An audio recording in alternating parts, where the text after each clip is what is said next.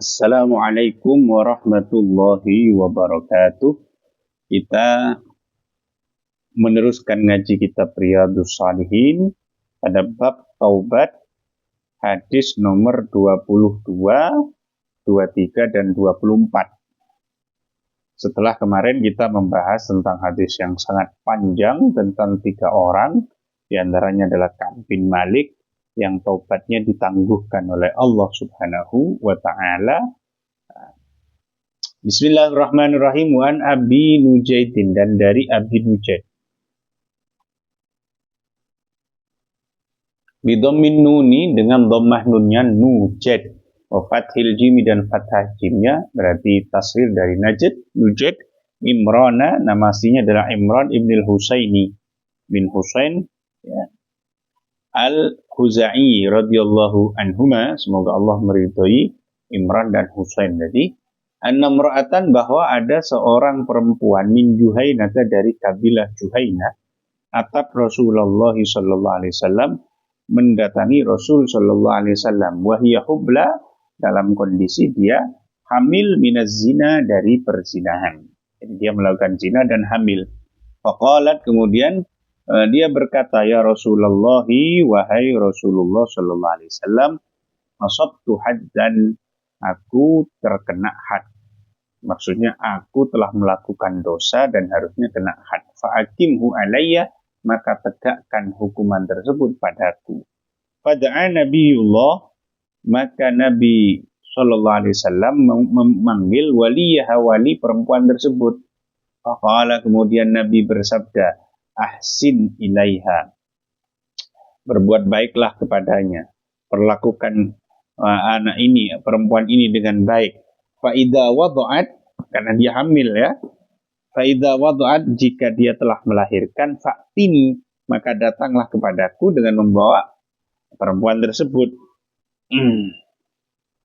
Fa'ala, maka walinya itu melakukan apa yang telah diperintahkan oleh Rasul sallallahu alaihi wasallam. Artinya setelah wanita itu melahirkan, ya, kemudian dibawalah kepada Rasul sallallahu alaihi wasallam. Fa'amar, maka memerintah biha, terhadap perempuan tadi, Nabiullah sallallahu alaihi wasallam, Nabi memerintahkan untuk menghukum perempuan tersebut. Fasyuddat 'alaiha thiyabuha, kemudian diikat yang kencang, 'alaiha, atasnya, siyabuha, pakaiannya. Tsumma amara biha, kemudian Nabi memerintahkan untuk menghukum perempuan tersebut. Farujimat, maka dirajam.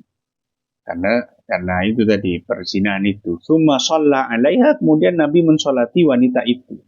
Faqala lahu Umaru, maka Umar berkata kepada Nabi, tusalli 'alaiha, engkau mensolati perempuan ini ya Rasulullah, wahai Rasulullah. Wa qad zanat, padahal perempuan ini telah berzina. Ya Rasul, kenapa engkau kok mensolati perempuan ini? Bukankah dia telah berzina? Qala, Nabi bersabda, laqad tabat, sungguh telah bertaubat wanita ini. Taubatan, dengan taubat, lau kusimat, yang andaikan dibagikan, baina sab'ina, kepada 70 orang, min ahli Madinah, dari penduduk Madinah, la wasi'athum, maka pasti akan mencukupi pada mereka. Wahal wajadta, apakah kamu pernah menemukan afdola, yang lebih utama, min anjadat binafsiha, dari perempuan yang menyerahkan dirinya lillahi subhanahu wa lillahi azza wajal, pada Allah azza wajal. Rawahu Muslimun, hadis ini diriwayatkan oleh Imam Muslim. Nah, ini juga menjadi salah satu hujjah, dalil bahwa dosa besar itu tidak merusak keimanan. Itu akidah Ahlussunnah wal Jamaah, bahwa kabirah itu tidak merusak keimanan seseorang. Ada juga misalkan padanan dari hadis ini, ada orang yang minum minuman keras, tapi setelah dicambuk oleh Rasul atau dihukum, kemudian orang-orang melaknatnya karena dianggap dia merepotkan Nabi. Kemudian Nabi mengatakan, la tal'anhu fa innahu yuhibbullah wa rasulah. Jangan kamu melaknat dia, meskipun dia minum minuman keras, dia itu cinta Allah dan Rasulnya. Asalkan sudah ditegakkan hukuman kepada dia. Ya sudah, selesai itu. Jadi tidak merusak keimanan. Kenapa? Karena iman itu adalah keyakinan di hati. Keyakinan di hati itulah inti dari iman. Kemudian kalau mengucapkan syahadat, itu masih ikhtilaf ulama. Bagaimana status mengucapkan syahadat. Ada yang berpendapat bahwa tanpa mengucapkan syahadat, iman seseorang sudah sah. Ya. Tapi ada yang berpendapat, bagaimana kita tahu kalau dia iman, kalau dia tidak mengucapkan syahadat, maka perlu mengucapkan syahadat untuk formalitas itu tadi, sebagai agar berlaku hukum formal pada dia. Kita sebagai muslim akan memperlakukan dia sebagai muslim dan seterusnya. Terus kemudian ada amal. Amal itu apa ya? Sholat. Amal itu apa? Meninggalkan perbuatan maksiat dan seterusnya. Nah, amal pun itu statusnya dalam keimanan, dalam inti keimanan itu diperdebatkan. Ada yang mengatakan itu hanya penyempurna. Sehingga kalau penyempurna, maka jika tidak dilakukan, perintah tidak dilakukan, maksiat diterjang, itu tidak merusak inti keimanan yang berupa tasdik dalam hati itu, kepercayaan dalam hati. Itu ya. Wa an Ibnu Abbas, dan dari Ibnu Abbas, anna Rasulullah sallallahu alaihi wasallam, bahwa Rasul sallallahu alaihi wasallam qala, bersabda Rasul, lau anna libni adama, andaikan anak Adam memiliki wadian, satu lembah, min dhahabin, dari emas, ahabba, maka dia masih suka, masih ingin, ayyakuna lahu wadiyani, untuk memiliki dua lembah. Saking tamaknya orang, tidak mungkin marem. Sudah dikasih oleh Allah Subhanahu wa taala satu lembah berisi emas, dia masih berharap ada lembah kedua yang berisi emas juga. Sudah dikasih dua, dia masih berharap ada lembah ketiga, dan seterusnya. Itu adalah sifat manusiawi. Wala yamla'a, dan tidak akan memenuhi fahu, mulutnya, illa turabu, kecuali tanah. Nggak akan kenyang itu kecuali dengan tanah. Maksudnya kecuali ketika dia sudah mati baru kenyang gitu. Sama seperti ini, alhaakumut takasur hatta zurtumul maqabir. Alhaakum, merusak kepada kalian semua, takasur, berlomba-lomba memperbanyak harta, dengan sama dengan ini. Hatta zurtumul maqabir, sampai kamu mengunjungi kuburan, sampai kamu mati, baru kemudian kamu tidak akan berlomba-lomba untuk memperbanyak harta. Wa yatubullahu, dan Allah menerima taubat, ala man tabah, pada orang yang mau bertaubat. Muttafaqun alaih. Wa an Abi Hurairah, dari Abi Hurairah radhiyallahu anhu, anna Rasulullah sallallahu alaihi wasallam, bahwa Rasulullah sallallahu alaihi wasallam qala, bersabda Rasul, yadhaqullahu subhanahu wa ta'ala, Allah subhanahu wa ta'ala tertawa, ya, Allah subhanahu wa ta'ala tertawa,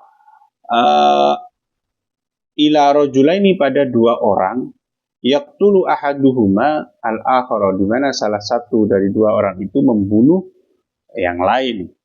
Maksudnya dalam peperangan, ya. Yadhulanil jannah, namun mereka berdua masuk surga. Dan harusnya salah satu itu berarti satunya itu adalah orang kafir, orang yang salah lah gitu ya. Yang satunya adalah yang benar. Yuqatilu hadza fi sabilillah. Ini salah satu ini dia berperang di jalan Allah. Fayuqtalu, kemudian dia terbunuh. Karena terbunuh dalam perang di jalan Allah, maka dia mati syahid, ya kan? Summa yatubullahu, jadi si A dan si B, ya. Si A dan si B. Si A terbunuh. Si A ini dia muslim, si B ini ya kafir. Gitu. Dia kan saling membunuh, perang. Seharusnya si A kalah dan dia mati dalam perang itu, mati syahid. Summa yatubullah, kemudian Allah menerima taubat alal qatil, pada orang yang membunuh. Lalu si B yang kafir ini dia masuk Islam. Fayuslimu, kemudian dia masuk Islam. Fayustashhadu, kemudian dia mati syahid juga. Lalu si B ini masuk Islam. Setelah masuk Islam, dia ikut perang, mati syahid juga. Muttafaqun alaih. Hadis ini diriwayatkan oleh Imam Bukhari dan Imam Muslim. Ada yang perlu saya tambahkan di sini adalah tentang makna dari yadhaku ini, ya. Mana kita coba tulis di sini ya. Ada satu nazam dari siapa namanya? Dari Syekh Ibrahim Al-Laqadi yang begini. Sebentar. Wa kullu nassin. Nggak bisa ya.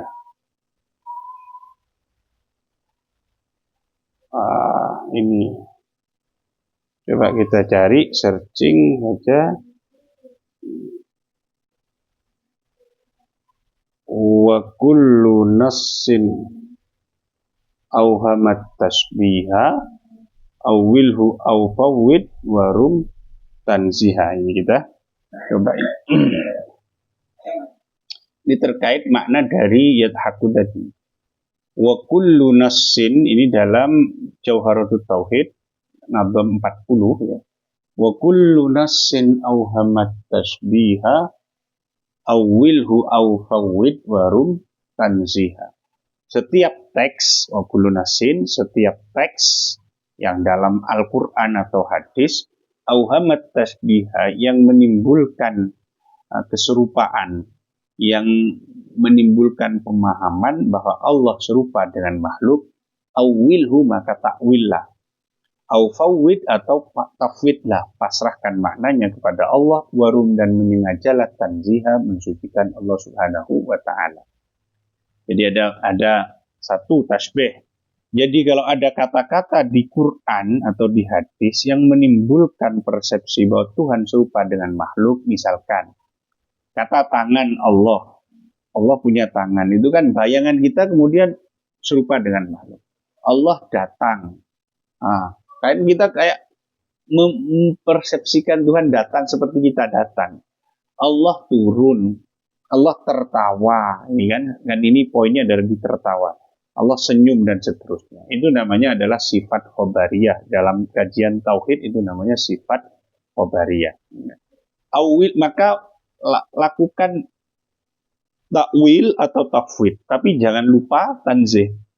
Jadi kalau ada kata-kata begitu, yang dilakukan pertama kali adalah tanzih dulu. Tanzih itu maksudnya bersihkan makna yang ada keserupaan Tuhan dengan, yang mempersepsikan keserupaan Tuhan dengan Allah dengan makhluk. Itu bersihkan dulu, singkirkan dulu.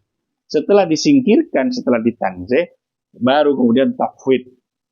Tafwid itu apa? Saya tidak tahu di antara sekian makna ini mana yang dipilih Allah, serahkan saja kepada Allah. Tapi setelah membersihkan makna yang menimbulkan keserupaan. Atau takwil itu dari sekian makna yang sudah bersih tadi, dari keserupaan, itu dipilih salah satu.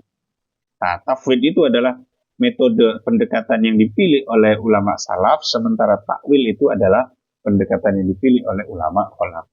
Misalkan kayak begini, yadhaku, tertawa ya, atau tangan ya, tangan Tuhan. Itu ya disingkirkan dulu makna apa yang menimbulkan keserupaan dengan makhluk, yaitu apa? Makna anatomi tubuh, bahwa Tuhan memiliki tubuh seperti kita, tangan dan sebagainya, itu disingkirkan dulu. Setelah itu tafwid itu apa? Terus apa maknanya? Allah alam, saya dah tahu, Allah yang maha. Itu adalah metode yang dipilih oleh ulama salaf. Kalau ulama khalaf, ulama modern, dia memilih apa dari sekian makna tangan itu apa? Misalkan kekuatan, kekuasaan, nikmat, pemberian dan kalau yadullah fawqa aydihim, berarti lebih tepat kayaknya kekuasaan Allah di atas kekuasaan makhluk. Itu adalah takwil. Itu ya. Wallahu a'lam bissawab. Subhanakallahumma bihamdik asyhadu an la ilaha illa anta astaghfiruka wa atubu ilaik. Assalamualaikum warahmatullahi wabarakatuh.